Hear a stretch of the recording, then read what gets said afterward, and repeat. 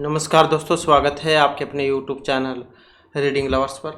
दोस्तों, आज की जो वीडियो इसमें हम करने वाले हैं आपके हरियाणा में जो टीचर एलिजिबिलिटी जो टेस्ट है टीएसटी, पीएचडी और पीआरटी वाला, तो आपके एग्ज़ामों के लिए महत्वपूर्ण जो क्वेश्चन है आज की वीडियो में हम यहाँ पर करने वाले हैं।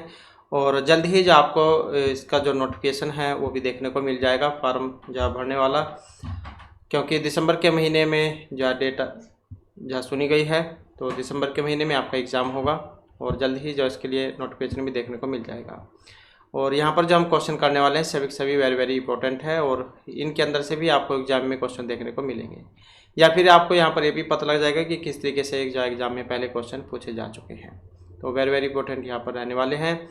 और इसके साथ ही एक और महत्वपूर्ण अपडेट रहेगी, जिसने भी HPSC में एग्ज़ाम दिया था ये PGT वाला, PGT की वैकेंसी जो भर्ती निकली हुई थी अलग अलग सब्जेक्ट में, तो इनका भी जो रिजल्ट जो आ चुका है। और अगर आपने अपना रिजल्ट अभी तक नहीं देखा है तो वो वाली वीडियो आपको इस वीडियो के अंत में मिल जाएगी, उसमें जो आप अपना रिजल्ट चेक कर सकते हैं कौन कौन सा रिजल्ट आ चुका है, क्योंकि आगे जो यहाँ पर फाइनल जो रिजल्ट जारी हुआ है आगे उनका इंटरव्यू होगा। तो इसलिए जो है आप महत्वपूर्ण अपडेट के लिए चैनल को सब्सक्राइब कर लीजिएगा और आप हमारा जो टेलीग्राम ग्रुप है उससे भी ज्वाइन कर सकते हैं, सभी फ्री ऑफ कॉस्ट है, तो इन सभी को आप ज्वाइन सब्सक्राइब कर लीजिएगा। तो सबसे पहले हमारे यहाँ पर बाल विकास एवं शिक्षा शास्त्र से जो महत्वपूर्ण क्वेश्चन आ जाते हैं, तो जिसमें हमारा यहाँ पर पहला क्वेश्चन आएगा, पहचान विकास जो है इसका संबंध बताना है एरिक्सन के सिद्धांत, फ्रॉयड के सिद्धांत, वाइगोत्स्की के सिद्धांत या फिर जॉन डीवी के सिद्धांत से है। तो पहचान विकास का संबंध यहाँ पर किससे है? और यहाँ पर इनमें अगर हम देखें तो ऑप्शन रहेगा ए वाला, मतलब जो एक है यहाँ पर एरिक्सन, तो इनका यहाँ पर सिद्धांत है पहचान विकास का सिद्धांत, तो जो एग्ज़ाम की दृष्टि से यहाँ पर महत्वपूर्ण है। इसके बाद जाता है, रीमा पाती है कि उसकी कक्षा के अधिकांश बच्चों ने वर्णमाला सीख ली है, केवल 1 या 2 बच्चों को छोड़कर। जो लिख नहीं सकते वह निश्चित रूप से अनुमान लगा सकती है कि वे मंदबुद्धि हैं, अभी पक्के नहीं हुए, मतलब अभी परिपक्व नहीं है, अल्पबुद्धि है या अध्ययन में रुचि न लेने वाले हैं। तो रीमा ने देखा कि उनकी कक्षा के अधिकांश जो बच्चे थे उन्होंने तो वर्णमाला जो है सीख ली है, कुछ 1-2 बच्चे रह रहे जिन्होंने नहीं सीखा है। अब इससे आप क्या अंदाज़ा लगा सकते हैं किस तरीके के बच्चे हैं? तो यहाँ पर अंदाज़ा इसमें लगाया कि अनुमान लगाया कि अभी वे परिपक्व नहीं हुए हैं। इसके बाद आ जाता है, निम्नलिखित कारकों में से भाषाई विकास सार्थक रूप से प्रभावित होता है मीडिया, पुस्तकों से, वयस्कों से, अंतःक्रिया के द्वारा या साथी समूह के साथ खेलने से। तो निम्नलिखित कारकों में से भाषाई विकास सार्थक रूप से प्रभावित होता है। अब भाषा का विकास यहाँ पर इनमें प्रभावित हो सकता है किसके द्वारा? वयस्कों से, अंतःक्रिया के द्वारा। इसके बाद है, समीपस्थ विकास का क्षेत्र, ये संबंधित है बच्चे द्वारा प्राप्त विकासात्मक स्तर, बच्चे द्वारा प्राप्त किया जाने वाला विकासात्मक स्तर, बच्चे द्वारा कभी न प्राप्त किया जा सकने वाला विकासात्मक स्तर या बाह्य सहयोग से प्राप्त किया जा सकने वाला विकासात्मक स्तर। तो समीपस्थ विकास का क्षेत्र जो है इसका संबंध है। अब इसके संबंध को अगर हम यहाँ पर देखें तो जो ऑप्शन 4 में दिया गया है, किससे? बाह्य सहयोग से प्राप्त किया जा सकने वाला विकासात्मक स्तर। नेक्स्ट आ जाता है क्वेश्चन, पाठ्यचर्या में विभिन्न गतिविधियों और अनुभव का समावेश आवश्यक रूप से होना चाहिए। तो पाठ्यचर्या में विभिन्न गतिविधियों और अनुभव का समावेश होना चाहिए आनंद प्राप्ति और उबाऊपन से स्वतंत्रता के लिए, प्रत्येक बच्चे द्वारा किसी गतिविधि में निपुणता प्राप्त करने के लिए, बच्चों की सभी क्षमताएं समान रूप से विकसित करने के लिए, सहगामी गतिविधियां कठिन विषयों के अधिगम में सहायक होती है। तो पाठ्यचर्या में विभिन्न गतिविधियों और अनुभव का समावेश आवश्यक रूप से माना गया है, और जो यहाँ पर ऑप्शन 2 में दिया गया है कि प्रत्येक बच्चे द्वारा किसी गतिविधि में निपुणता प्राप्त करने के लिए। तो प्रत्येक बच्चे के द्वारा किसी गतिविधि में निपुणता प्राप्त करने हेतु पाठ्यचर्या में विभिन्न गतिविधियों और अनुभवों का समावेश आवश्यक रूप से होना चाहिए, ये करना चाहिए। नेक्स्ट आ जाता है, बहुबौद्धिकता, इसका प्रत्यय इंगित करता है, इंगित करना मतलब इशारा करना, गणित और भाषा जैसे परंपरागत विषयों के अतिरिक्त अन्य क्षेत्रों में भी विद्यार्थियों द्वारा प्राप्त उपलब्धि की प्रशंसा की जानी चाहिए। विद्यार्थियों को विभिन्न गतिविधियां जैसे कि संगीत, कला आदि में प्रतिभा द्वारा अकादमिक विषयों की उपलब्धि स्तर में आवश्यक रूप से वृद्धि करनी चाहिए। विद्यार्थियों को संगीत, कला, खेल जैसे विषय तभी लेने चाहिए जब इन विषय में अपने अलग पहचान बनाने में समर्थ हो। सभी विद्यार्थियों को अकादमिक विषय गतिविधियों के साथ कला, संगीत, खेल हेतु प्रेरित करना चाहिए। तो बहुबौद्धिकता ये इशारा करती है, ये इंगित करती है, जो ऑप्शन 1 में दिया गया है, गणित और भाषा जैसे परंपरागत विषयों के अतिरिक्त अन्य क्षेत्रों में भी विद्यार्थियों द्वारा प्राप्त उपलब्धि की प्रशंसा की जानी चाहिए। तो बहुबौद्धिकता मतलब अनेक प्रकार के जो विषय उनमें अनेक प्रकार के जो क्रियाकलाप हैं उनमें बच्चे की रुचि हो। इसके बाद है सतत एवं व्यापक मूल्यांकन का मतलब यहाँ पर क्या है। सभी विषयों में अधिगम को सुनिश्चित करते हुए निश्चित अंतराल पर नियमित आकलन, योग्यताओं, व्यक्तित्व तथा कौशलों आदि के व्यापक क्षेत्र में अधिगम को अभिलेखित करने हेतु आकलन। जिन संबोध या विषय क्षेत्र में विद्यार्थी कमजोर हैं उनमें उपचारात्मक शिक्षण प्रदान करने हेतु आकलन। कम उपलब्धि वाले क्षेत्र में सुधार के लिए माता पिता और अध्यापकों को प्रतिपुष्टि प्रदान करने हेतु आकलन। तो सतत एवं व्यापक मूल्यांकन का अर्थ यहाँ पर क्या है और इसका जो यहाँ पर अर्थ है जो ऑप्शन 2 में दिया गया है, योग्यताओं, व्यक्तित्व तथा कौशल आदि के व्यापक क्षेत्र में अधिगम को अभिलेखित करते हुए आकलन। इसके बाद है बच्चों की दूरगामी उपलब्धि में वृद्धि करने का सबसे सुनिश्चित तरीका है पुरस्कार द्वारा उन्हें अभिप्रेरित करना, अध्ययन हेतु सुविधाएं उपलब्ध कराना, वयस्कों द्वारा संवेगात्मक सहयोग करना, ट्यूशन या फिर उपचारात्मक शिक्षण। तो बच्चों की दूरगामी उपलब्धि में वृद्धि करने का सबसे सुनिश्चित तरीका कौन सा है। अब सुनिश्चित तरीका जो यहाँ पर ऑप्शन जो 3 है, वयस्कों के द्वारा संवेगात्मक सहयोग। इसके बाद है बुद्धि परीक्षण विश्वसनीय प्राप्तांक देते हैं जब परीक्षण की विश्वसनीयता बहुत उच्च हो, वैधता उच्च हो, विभिन्न पदों पर आधारित हो या शाब्दिक पद हो। तो बुद्धि परीक्षण विश्वसनीय प्राप्तांक देते हैं कब देंगे, जो यहाँ पर ऑप्शन 2 में दिखाया गया है, परीक्षण की वैधता अगर उच्च हो। नेक्स्ट आ जाता है कक्षा की गतिविधियाँ।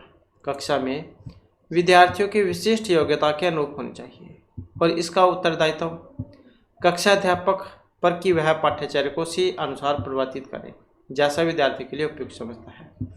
पाठ्यचर्या निर्माणकर्ता पर कि वे प्रत्येक अधिगमकर्ता हेतु इसे लचीला बनाए। संगठनात्मक कारक विभिन्न अधिगमकर्ताओं की आवश्यकताओं का आवश्यक रूप से संज्ञान ले। पाठ्य पुस्तक निर्माणकर्ता अधिगमकर्ताओं के कठिनाई स्तर को अवश्य ध्यान में रखें। तो कक्षा में गतिविधियां कक्षा में विद्यार्थियों की विशिष्ट योग्यताओं के अनुरूप होनी चाहिए, इसका उत्तरदायित्व है। अब इसका उत्तरदायित्व जो ऑप्शन 1 में बताया गया है कि कक्षा की गतिविधियां कक्षा में विद्यार्थियों की विशिष्ट योग्यताओं के अनुरूप हों और इसका जो उत्तरदायित्व है कक्षा अध्यापक का होना चाहिए कि वह पाठ्यचर्या को उसी अनुसार परिवर्तित करे जैसे वह विद्यार्थियों के लिए ठीक समझता है। इसके बाद है भिन्न भिन्न पृष्ठभूमि के बच्चों के मध्य अधिगम को प्रोत्साहित करना ये संभव है जब विभिन्न अधिगमकर्ताओं की आवश्यकताओं को पाठ्यचर्या संबंधी अनुभव के साथ सम्मिलित करके गरीब पृष्ठभूमि वाले अधिगमकर्ताओं से अपेक्षाओं को प्रमाणित करके उद्देश्य प्राप्ति के लिए सभी विद्यार्थियों से कठिन परिश्रम करवाकर या अधिगमकर्ताओं को अभिप्रेरित करने हेतु पुरस्कार योजना के द्वारा। तो जो अलग अलग पृष्ठभूमि के जो बच्चे हैं इनके मध्य अधिगम को प्रोत्साहित करना कब संभव होगा, और जो यहाँ पर ऑप्शन 1 में बताया गया है कि विभिन्न अधिगमकर्ताओं की आवश्यकताओं को पाठ्यचर्या संबंधी अनुभव के साथ सम्मिलित करके।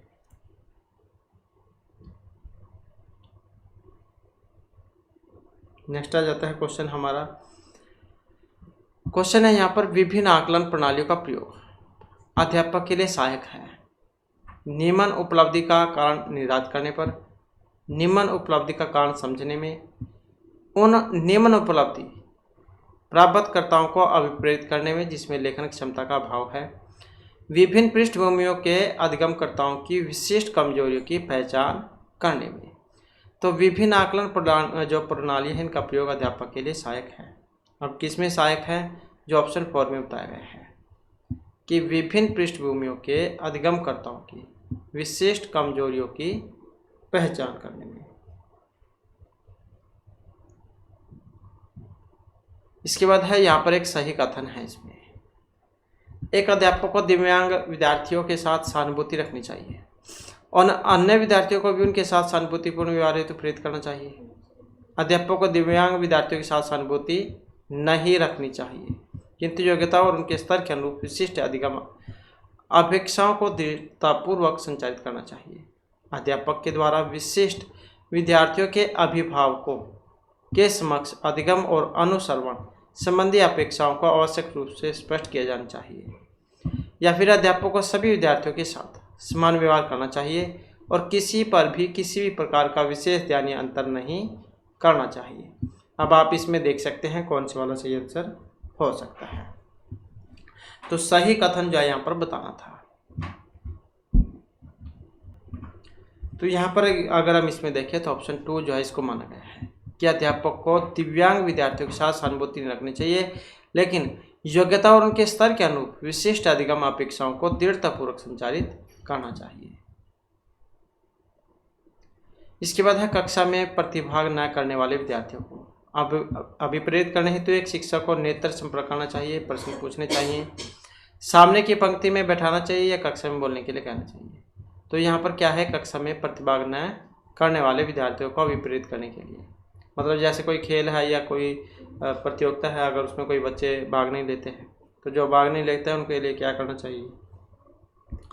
तो उनके लिए जो यहाँ पर जो ऑप्शन 1 में है नेत्र संपर्क करना चाहिए, मतलब आगे ऐसी जगह बिठा दे जहाँ से उन्हें देख सके और उनके अंदर भी जो है उसकी प्रेरणा उत्पन्न हो। इसके बाद है विद्यार्थियों में निम्न उपलब्धि का सबसे प्रमुख कारण कौन सा हो सकता है।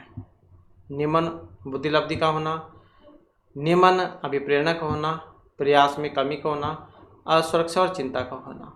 तो विद्यार्थी में जो निम्न उपलब्धि जो है इसका सबसे प्रमुख कारण कौन सा हो सकता है, और ये हो सकता है जो असुरक्षा या फिर अगर कोई चिंता है उन्हें, तो ये उसका कारण हो सकता है।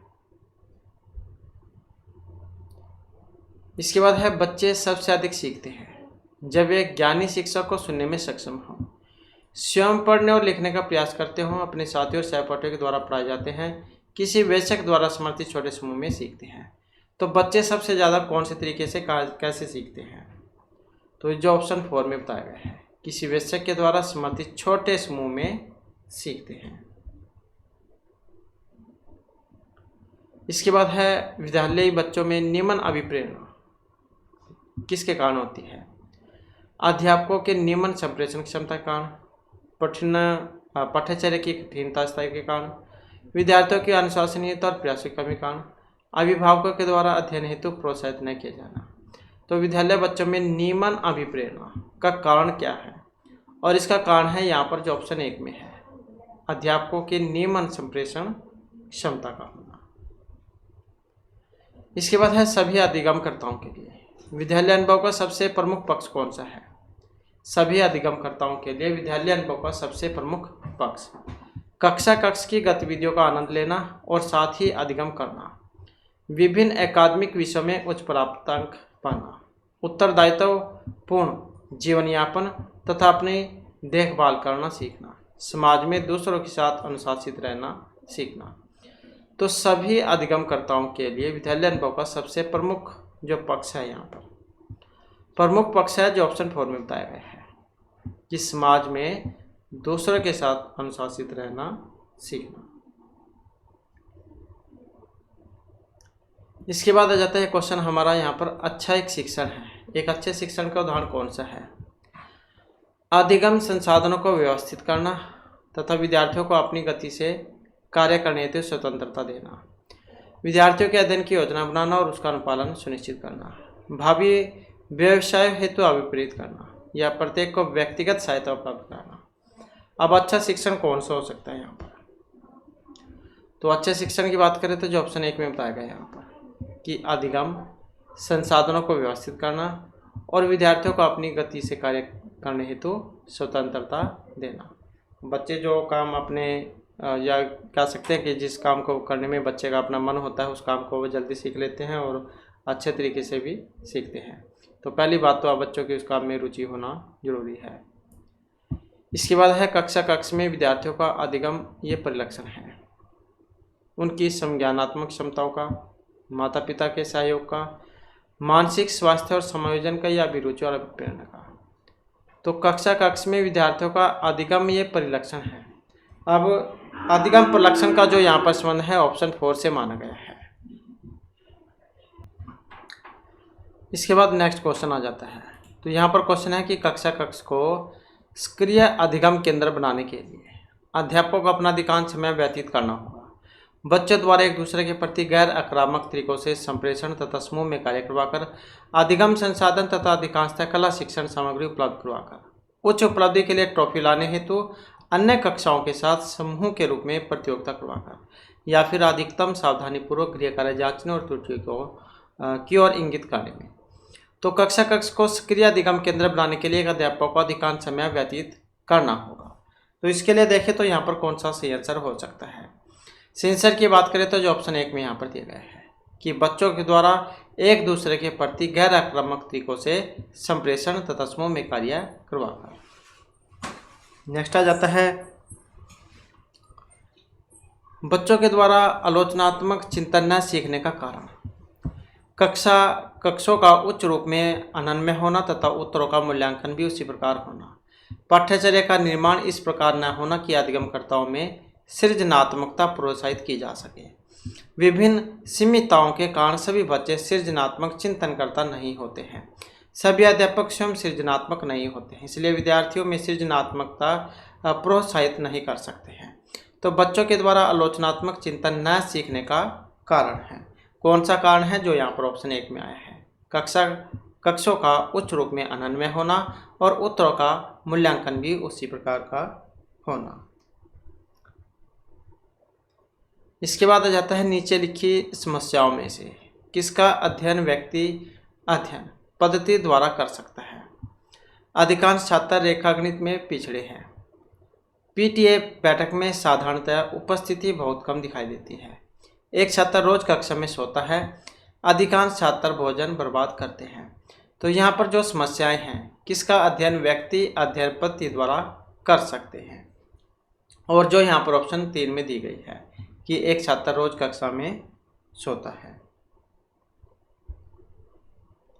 इसके बाद है व्यक्तित्व सीखने योग्य व्यवहारों का आदर्श संग्रह है। यह कथन है ब्रूनर, जीन पियाजे, स्किनर या सिगमंड फ्रायड का। तो व्यक्तित्व सीखने योग्य व्यवहारों का आदर्श संग्रह है। तो ये कथन है किसका, जो ऑप्शन 2 में है यहाँ पर। तो स्किनर जहाँ इनका यहाँ पर ये कहना है। इसके बाद है छात्रों के भाषागत विकास में सबसे अधिक प्रभाव डालने वाला भाज्य है सामाजिक परिस्थिति। तो ये कथन है जीन पियाजे का, चोम्स्की, ब्रूनर या वाइगोत्स्की का। तो छात्रों के भाषागत विकास में सबसे अधिक प्रभाव डालने वाला जो भाज्य है यहाँ पर, और जो ये ऑप्शन 4 में बताया गया है। तो किन का मानना था ये, लेव वाइगोत्स्की का। इसके बाद आ जाता है पेशी संबंधी विकास के लिए सबसे उचित कार्यकलाप कौन सा हो सकता है। पेशी संबंधी विकास के लिए चिकनी मिट्टी के नमूने बनाना, झूला झूलना, बॉल फेंकना या फिर रेत पर चित्र खींचना। तो पेशी संबंधी विकास के लिए सबसे जो सही जो क्रियाकलाप है यहाँ पर कौन सा माने गए हैं। सही कार्यकलाप की बात करें तो जो ऑप्शन 3 में यहाँ पर आए हैं, तो ये है पेशी संबंधी, बॉल फेंकना। इसके बाद है बैंकिंग शिक्षा के पिता के नाम से जाने जाते हैं यहाँ पर फ्रेयर, जीन पियाजे, जॉन लॉक या स्किनर को। तो बैंकिंग शिक्षा के पिता के नाम से जाने जाते हैं, और जो यहाँ पर ऑप्शन 1 में दिए गए हैं तो ये है फ्रेयर। इसके बाद है उदाहरण द्वारा सामान्यीकरण तक पहुँचने वाली विधि कौन सी है। उदाहरण द्वारा सामान्यीकरण तक पहुँचने वाली विधि निगमन, आगमन, प्रत्यक्ष या प्रोगामा। तो यहाँ पर जो हमारा आंसर है ऑप्शन 2 वाला है, तो ये आगमन है। आगमन विधि जो होती है इसमें पहले उदाहरण आते हैं, बाद में नियम आते हैं, और जो निगमन है इसमें शुरू में नियम होते हैं, बाद में उदाहरण आते हैं। तो इस प्रकार से होती है, और ये निम्न कक्षाओं के लिए होती है और ये उच्च कक्षाओं के लिए होती है। इसके बाद है मूल रूप से अध्यापक के व्यावसायिक चरित्र का उल्लेख है। विषय ज्ञान, शिक्षण विधि, व्यावसायिक नीति शास्त्र या कक्षा अनुशासन का होना। तो मूल रूप से अध्यापक के व्यावसायिक चरित्र का उल्लेख है, और जो यहाँ पर ऑप्शन 3 में बताया गया है, तो ये किसका है? व्यावसायिक नीति शास्त्र का। इसके बाद है एक आदर्श अध्यापक को एकाग्रचित होना चाहिए। शिक्षण विधि, सिखाने वाले विषय, छात्र और उनके व्यवहार, या फिर इन सभी पर।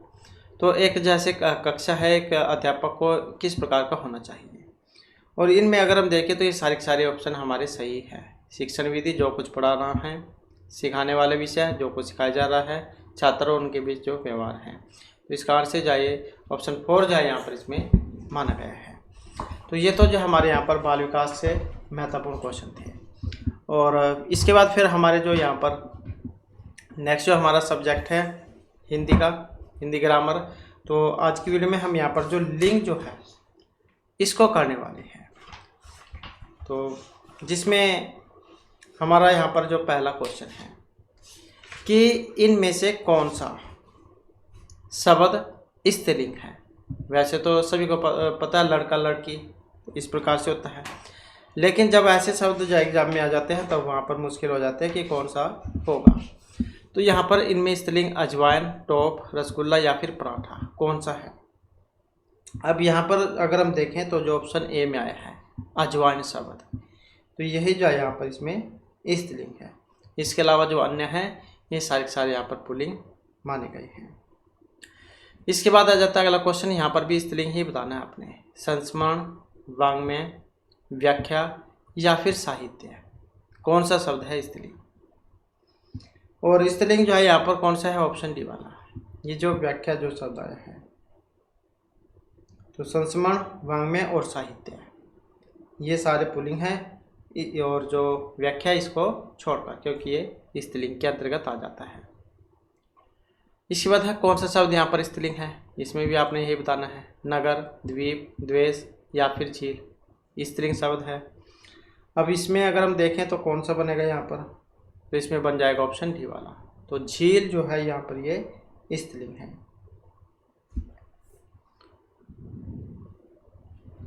नेक्स्ट आ जाता है क्वेश्चन, कौन सा शब्द यहाँ पर भी स्त्रीलिंग नहीं है। तो यहाँ पर एक स्त्रीलिंग नहीं है, तो इसका मतलब ये पुल्लिंग हो सकता है। तो इच्छा, तेष्टि, झुरमुट या फिर निराशा स्त्रीलिंग नहीं है।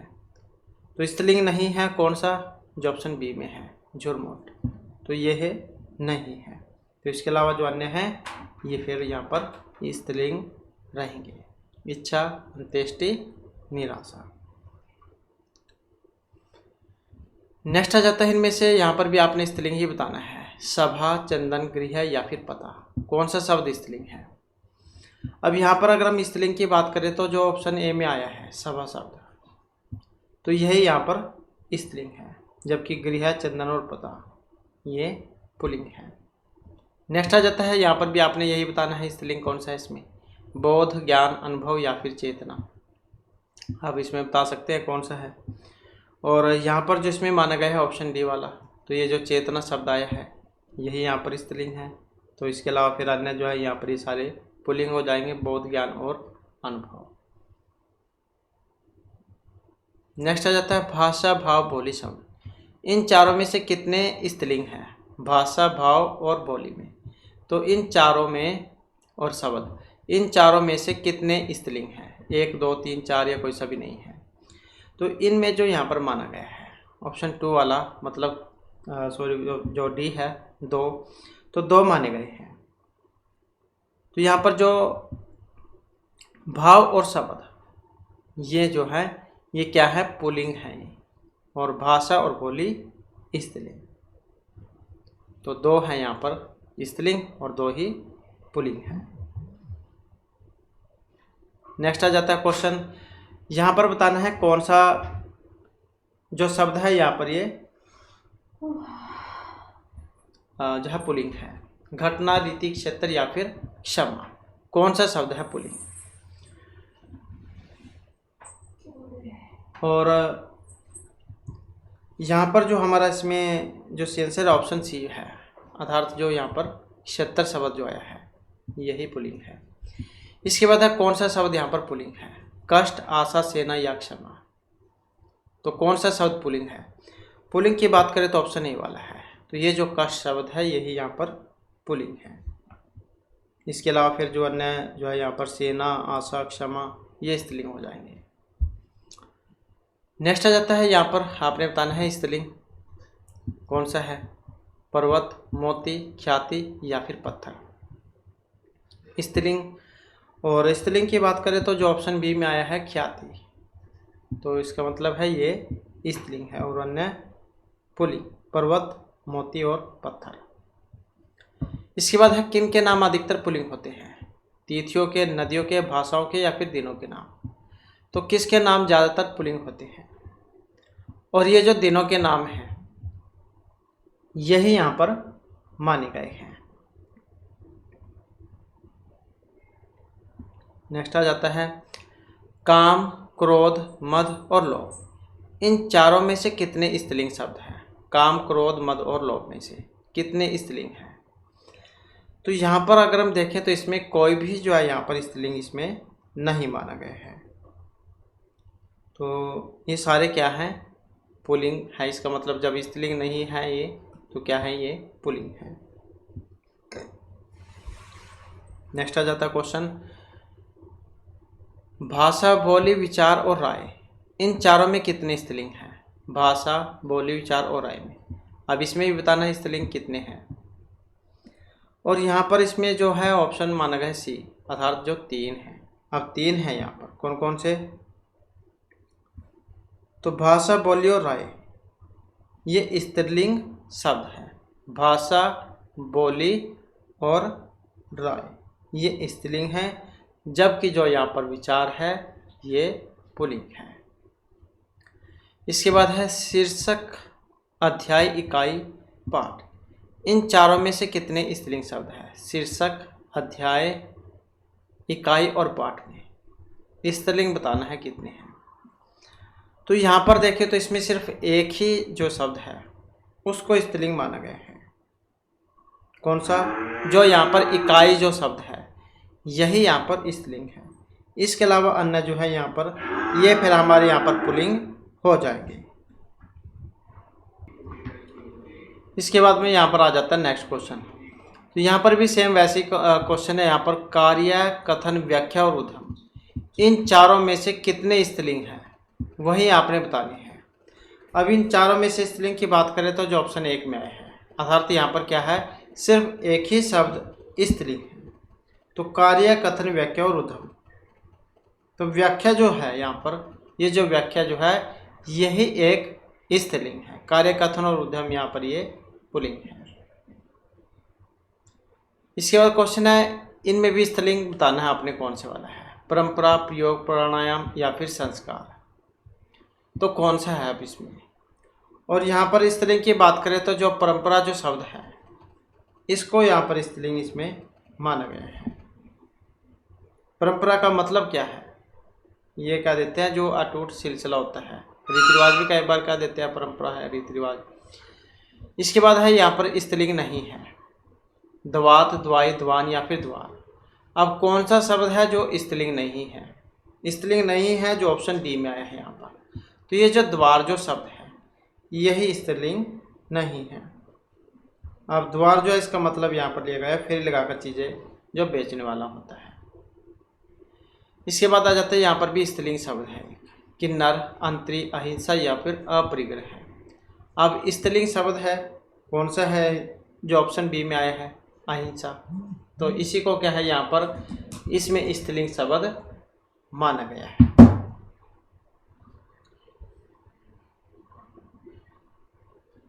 इसके बाद है यहाँ पर लिंग बताना। जैसे मनगढ़ंत शब्द है, अब ये पुल्लिंग है, स्त्रीलिंग है, उभयलिंग है या नपुंसकलिंग है? मनगढ़ंत। तो इसको जो यहाँ पर माना गया है ये एक उभयलिंगी है, जो ऑप्शन सी में बताया गया है। तो एक विशेषण या उसके अंतर्गत कह सकते हैं आप ये। नेक्स्ट आ जाता है स्त्रीलिंग। गणेश, गणना, गण या फिर गणपति। अब कौन सा शब्द यहाँ पर स्त्रीलिंग है? और यहाँ पर स्त्रीलिंग की बात करें तो जो गणना जो आया है, गणना मतलब गिनती, तो यही जो है यहाँ पर स्त्रीलिंग इसमें माना गया है। गणेश, गण और गणपति, ये पुल्लिंग हो जाएंगे, गणना यहाँ पर स्त्रीलिंग है। नेक्स्ट आ जाता है क्वाली। अब इसमें कौन सा लिंग है क्वाली में? पुल्लिंग है, स्त्रीलिंग है, नपुंसकलिंग या फिर उभयलिंग है? तो क्वाली जो शब्द है कौन सा है? क्वाली शब्द की बात करें तो यहाँ पर ये स्त्रीलिंग है। नेक्स्ट आ जाता है संज्ञा के जिस रूप से स्त्री तव का बोध होगा, तो उसमें कौन सा लिंग होगा? पुल्लिंग, स्त्रीलिंग, नपुंसकलिंग या फिर उभयलिंग? तो संज्ञा के जिस रूप से स्त्री तव का बोध होगा। अब स्त्री तव का जहाँ पर बोध होता है उसे हम स्त्रीलिंग कहेंगे। नेक्स्ट आ जाता है अकारांत स्त्रीलिंग शब्द को बहुवचन बनाने के लिए क्या किया जाता है? तो अकारांत स्त्रीलिंग शब्द को अगर बहुवचन बनाना हो तो इसके लिए जो अंत्य स्वर है उसके बदले ओ कर देते हैं। अंत्य स्वर के साथ आए लगा देते हैं, ए या आए, अगर स्त्रीलिंग शब्द को बहुवचन में बनाना हो। तो इसके लिए जो हम प्रयोग में करते हैं ऑप्शन सी में जो बताया गया है, तो अंत्य स्वर के बदले ए जो है इसका प्रयोग हम कर देते हैं। जैसे कलम है, कलम का क्या बनाते हैं? कलमे। नेक्स्ट आ जाता है क्रिया के अलावा संख्या के लिंग के अनुसार किन शब्दों के रूप परिवर्तित होते हैं? तो क्रिया के अलावा संख्या के लिंग के अनुसार विशेषण, कारक विशेषण या विकृतव्य के। तो क्रिया के अलावा संख्या के लिए लिंग के अनुसार किन शब्दों के रूप परिवर्तित होते हैं? तो रूप परिवर्तन जो है ये विशेषण का है। इसके बाद है कौवा के स्त्रीलिंग के निर्धारण के लिए क्या किया जाता है? कौवा जो है इसके स्त्रीलिंग निर्धारण के लिए कौवा के अंत में दीर्घ ई लगा देंगे, आनिली, स्त्री या मादा लगा देंगे। तो इसके लिए जो हम प्रयोग में करते हैं जैसे नर कौवा और मादा कौवा, तो ऐसे हम लगा देते हैं, जिसके बारे में ये वैसे स्त्रीलिंग जाए नहीं बनते हैं। इनमें से ये वाले अगर ना हो तो नर मादा हम लगा देते हैं। इसके बाद है मंत्री शब्द का लिंग क्या है? ये एक पुल्लिंग है, स्त्रीलिंग, उभयलिंग या नपुंसकलिंग शब्द है मंत्री। अब मंत्री जो शब्द है इसको उभयलिंगी माना गया है। इसके बाद है अपवाद को छोड़कर वर्णमाला के अक्षरों के नाम किस लिंग में होते हैं? पुल्लिंग, स्त्रीलिंग, नपुंसकलिंग या उभयलिंग में? अपवाद को छोड़कर वर्णमाला के अक्षरों के नाम, तो वर्णमाला के अक्षरों के जो नाम हैं ये पुल्लिंग में होते हैं। इसके बाद आ जाता है इनमें से कौन सा पुल्लिंग शब्द स्त्रीलिंग शब्दों में प्रत्यय लगाने से बनता है? मर्दाना, भेड़ा, बुढ़ापा या फिर विधुर? कौन सा पुल्लिंग शब्द स्त्रीलिंग शब्द में प्रत्यय लगाने से बना है? अब प्रत्यय लगाने से जो यहाँ पर इसमें बना है कौन सा? जो ऑप्शन सी में दिया गया है, भेड़ा जो शब्द है। भेड़ वैसे तो पुल्लिंग भेड़ है, भेड़ स्त्रीलिंग शब्द है, तो लेकिन जब हम इसके पीछे या लगा देते हैं तो बन जाएगा ये भेड़ा। तो कौन सा पुल्लिंग शब्द स्त्रीलिंग शब्द में प्रत्यय लगाने से बना है? इसके बाद है कौन सा शब्द स्त्रीलिंग है? फुटपाथ, स्टोव, स्कूल या फिर केतली? तो कौन सा शब्द यहाँ पर स्त्रीलिंग है? और स्त्रीलिंग की बात करें तो ये जो केतली शब्द आया है यही यहाँ पर स्त्रीलिंग है। इसके बाद है कौन सा पुल्लिंग है यहाँ पर? अंधेरे, मुंडेर, नकेल या फिर बटेर? कौन सा पुल्लिंग है? और यहाँ पर अगर हम पुल्लिंग की बात करें तो ये जो अंधेरा जो शब्द है, अंधेरे, तो इसी को यहाँ पर पुल्लिंग इसमें माना गया है। तो इस प्रकार से जो हमारी आज की क्लास हुई महत्वपूर्ण क्वेश्चन थे। नेक्स्ट वीडियो की इसमें आपके लिए नए जो महत्वपूर्ण क्वेश्चन हम लेकर आएंगे। और हमारे साथ अंत बनाने के लिए धन्यवाद।